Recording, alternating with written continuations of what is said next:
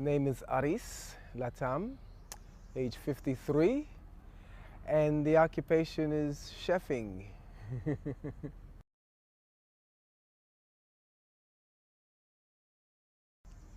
Living foods are fresh foods. Once you cook foods, you can't legally sell it as fresh. We're only talking about fresh foods. Nothing mysterious about it. There's no mystique in there. You know fresh foods. Living foods are fresh foods. What we're talking about is just foods that have not been heated, have not been cooked, because once they have been heat processed, then they cannot be legally classified or sold as fresh food. So Tropicana cannot call its orange juice fresh. They may say made from fresh frozen concentrate, but it is not fresh food. So living foods are foods that have not been heat treated. And we're talking specifically about plant foods, fruits, vegetables, herbs, seeds, nuts, sea vegetation, legumes, and these things. Well, food combination is a very important issue to be addressed. And there are certain foods that do not combine well with others because they do impair the digestion when they're mixed together in the system, particularly the carbohydrates and the protein, starches and protein. We would have things like nuts and seeds and avocados, coconuts, olives, which are rich concentrated protein. And if they're combined in the stomach with starches such as beans and grains, rice and wheat, and highly starchy vegetables, particularly root vegetables like potatoes, if they're combined together in the stomach, then the digestion of the starch or carbohydrate, which actually takes place primarily in the mouth, when it's found in the stomach with protein, the carbohydrate gets held back because the protein basically commands the digestive system. And in doing so, the carbohydrate would ferment, and there we would end up with indigestion, acid stomach, and of course gas and other symptoms will be very obvious to tell us that we did have a bad food combination. So it is important to really observe that. Well, of course, with the advent of colonialism and people traveling and setting up camps in different parts of the world, different customs, dietary customs in particular, have migrated as well. With the Latin culture in particular, you know, the Spaniards were very notorious or very famous for chopping down trees and grazing cows. You know, they've destroyed they destroyed the entire rainforest in California, you know, by chopping down the trees so that they can raise the cattle. And it's the same practice that was taken on into Latin America. So, of course, the diets there are very heavily meat-oriented, and in particular, lots of pork. There are very few people in Latin America that I've met that do not eat pork. And myself, growing up in Panama, I haven't been exposed to this, and then traveling around the world and seeing the difference. Today, you find that there are many serious diseases that are manifesting in the Latin culture because of this lifestyle. Within the African American community, of course, there's a legacy of slavery whereby the slaves had very little to eat, you know, and the primary source of nutrition was root vegetables. So, hence, you know, the lots of yams and potatoes and these types of things. And during that time, of course, they were not in a position to afford any meat, but they got the scrapings off of the master's plate. And most of the scrapings was odds and ends of pig guts and things like that.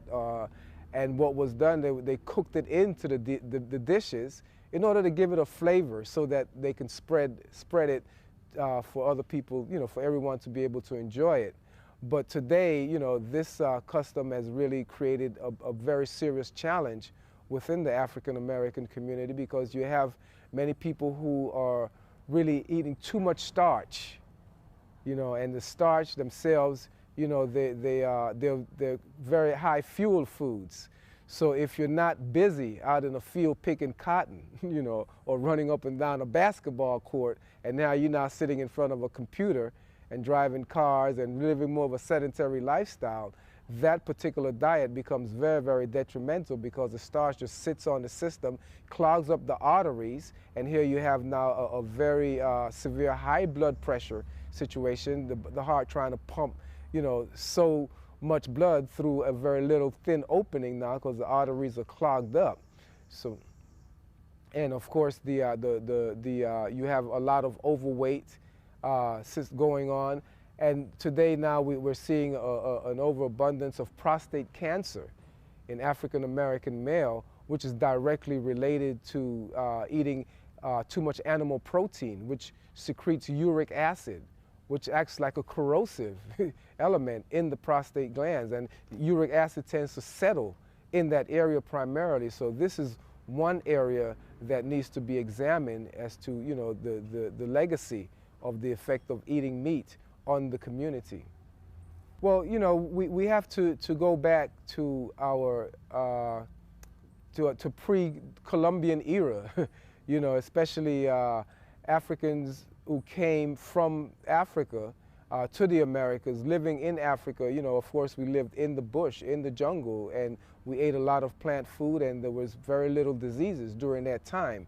So I say, really, it's time to go back home, you know, and home doesn't have to be too far from where you are. It could only be back down south. You know, we need to get back to the land, basically. You know, we need to get back to the land and get out of the can.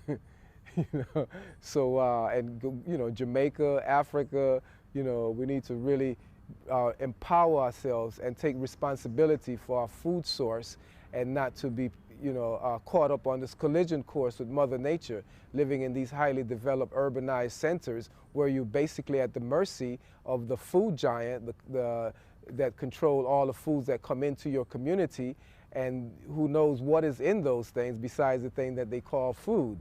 And, you know, people in Latin America, of course, you know, they have such beautiful land there.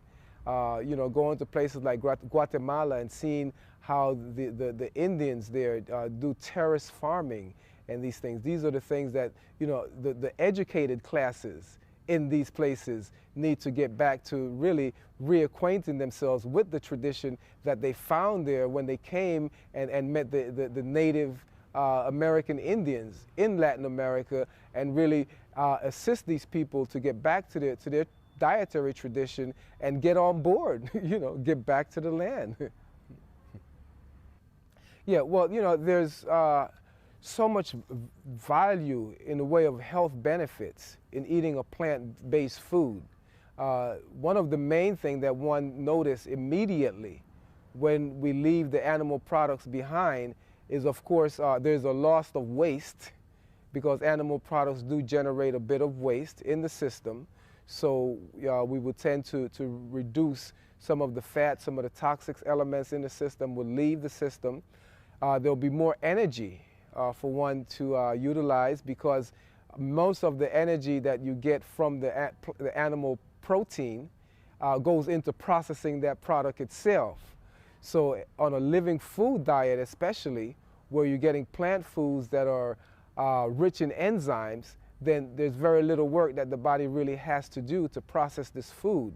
So you would have a whole lot more energy, and not just physical energy, but mental and spiritual energy as well, because these foods clog up our channels, you know, and in some cases, you know, there's definitely a direct correlation between diet, lifestyle, and, you know, attitude, you know, because a lot of the aggressive attitude that we see in the community, which is these days are called black and black crime or whatever it may be, a lot of these things are directly related to what we eat. You know, if you eat like pigs, you're going to act like pigs. You are what you eat.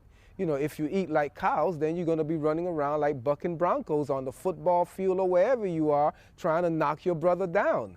You know, so these are serious benefits that one needs to be aware of to be able to get back to these foods.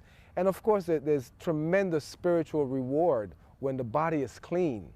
You know, having consume fresh plant foods that does not pollute the body, now the spirit has a much more welcoming temple in which it can dwell in, and therefore, you know, our days of our lives will be a whole lot more peaceful, a whole lot more rewarding, and most of all, a whole lot more loving. One of the a big issue that we face, not only in the African American community, the African community worldwide, and the Latin community, but also in other races as well, is the whole sexual aggression, you know, that one is portraying today. And a lot of this is definitely directly related to the types of foods that we eat. You know, as I mentioned earlier, eating an animal-based protein diet, these animal proteins release or secrete a lot of uric acid, which irritate our sexual glands and create quite a bit of challenge for us. Of course, this uric acid that is being released from the waste of the animal protein within our system is very irritating to the prostate glands. And the body wants to eliminate these somehow. And, you know, we see it with all men of all races, you know, where they end up having a lot of what you may call involuntary, you know, emissions. You know, they just have wet dreams, you know, and but you know, it creates a very serious sexual aggression in that the body really wants to eliminate this toxin, and the woman is a good channel, you know, to use as a vehicle to help them relieve themselves. But unfortunately, now we're dumping these toxins into the women, and we see what happens now with the fibroids and the yeast conditions and all of these things. There's definitely a direct correlation with these things and our dietary lifestyle.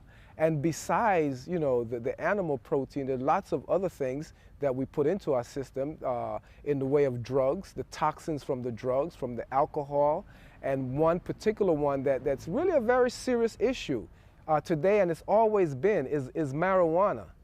Smoking marijuana, smoking ganja, taking an herb, a sacred herb that have lots of medicinal qualities, and rolling it up and torching it, and sucking that torch down into our lungs, we're actually ingesting a lot of the toxins that have been activated by the fire. See, there's nothing wrong with the herb, but it's the fire that activates the toxins in the herbs. And this toxin goes directly into the lungs, which is supposed to expel toxins.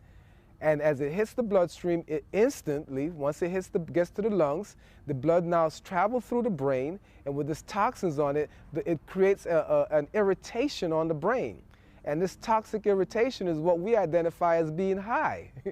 You know, we identify this as being high, but the body automatically goes into self-defense. It wants to get these toxins off the brain. And one of the things that we do to get the toxins off the brain is go have some sex. Bring it down here, you know, because you need a lot of blood activity down in the sexual organs. So that's one way, the one thing that creates that sexual aggression. And of course, there's other effects, dietary effects in particular, because one good place to get that blood off the brain quickly is down into the stomach area. So we go and we eat foods that are hard to digest. We have a lot of yams and green bananas and potatoes and rice and beans and bread and nuts, chips, the munchies, the munchies, you know, trying to get that blood off the brain, trying to protect the brain. Otherwise, we're going to burn out a lot of brain cells. So these are things that we really need to wake up to, you know, and stop destroying ourselves by ingesting the wrong foods into our system, or the right foods by using the wrong processes, and really just destroying ourselves. If you give up the plant foods, of course, see, one of the things that we misunderstand when people say that, you know, fish is an aphrodisiac, seafood is an aphrodisiac, it makes you, you know, want to do it. You know, it's the garbage, the waste that's being released from the fish that is stimulating the body. The body wants to eject that garbage. So, of course, this is a good way to do it. But you would find that once you get into a plant-based diet, of course, we know the big key is our blood. You will free the toxins out of the blood, your circulatory system will be much stronger, and you now are in a position to really command your blood to wherever you want it. You know, and you know, you would find that, your stamina, your sexual stamina, your energy, your drive is actually much more powerful, but now you are in control. You are in control. And you can also take this energy and channel it, redirect it. So you don't have to be constantly ejaculating, because you're not having the irritation. So, you can produce the sperm, bring all this blood down to the sexual gland, produce the sperm, but you can rechannel it, redirect it, because this is life-giving force. And if you don't use it to create another life, then you can use it to recreate your own life by rechanneling it up into your system and taking that energy to create a brand new you. Well, I've been a vegan now for 30 years and a raw food eater exclusively for 24 years. And also I've been blessed to be able to develop my lifestyle into a way that I was able to market it. So I've been in the food industry for 21 years, primarily as a chef.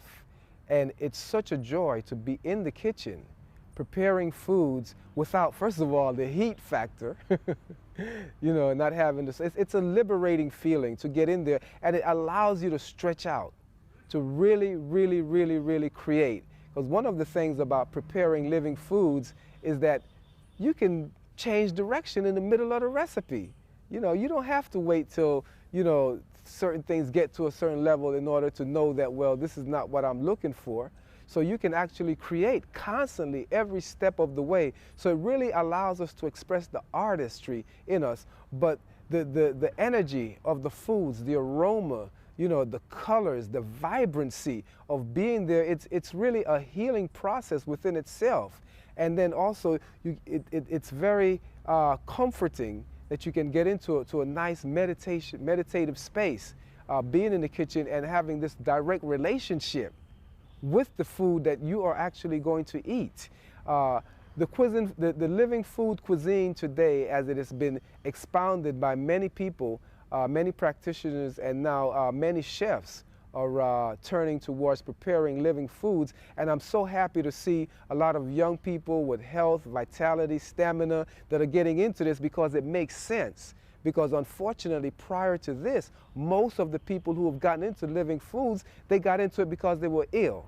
So most of the cuisines that have been developed for living food eaters were developed from a sick point of view, because they were developed for sick people, and they were developed with a very pure, clean intention, so that the taste bud is not stimulated by lots of herbs and spices, and for people to facilitate the healing of chronic diseases. So it has had a reputation of being plain, simple, bland, and boring. But now, with people like myself who have been into this for 21 years and got into it as an eater, not as someone who was sick. I got into it as an eater who wanted to enjoy good living food. So I was able to vibrate, my background, my tradition, things that I've seen and tasted in my home setting that I'd never wanted to let go of, but I wanted to let go of the fire. So be able to transfer that energy into living food and create great dishes that just explodes in your mouth, has been quite a joy. So now it's been really, really very comforting to see that, there are other people on the front line that coming in with more creative energies and are being able to smack the palate, so that you really don't even have to be a live food eater, a live food enthusiast to actually enjoy this. One of the greatest joy that I get is to prepare live food and present it in a way where it can be instantly associated with something that from a traditional cooked cuisine, that you just look at it and you say, I want one of those, and I don't market it as live food, health food, vegetarian food, or anything. It's just great, exciting, good food. So to create living food that looks inviting, that just attractive, that just gets you to want to just try it, because you look at it and you see, wow, that's got my name on it. Now the second stop is when you taste it. You get some flavors that just explode in your mouth, things that you've never tasted before. I mean, to eat fresh foods that were not cooked, that the life force was not taken out of them. As we said, the sunshine was not cooked out of it. And you taste this, it's just like, wow, I never thought I could eat raw corn, because when you eat cooked corn, it's tasteless. So you got to put all the salt and, you know, oils and all this stuff on it, trying to wake it up, because you cooked all the flavor out of it. So with living food, preparing it like this for eaters, whereby, you know, you just captivate their taste buds immediately once they taste it, then, you know, the health portion of it is just, you know, a byproduct. So one doesn't have to even, you know, push that part too much, because they're automatically going to receive that as a benefit. So the thing is to really, you know, just, as I said, just smack the palate, and that's it.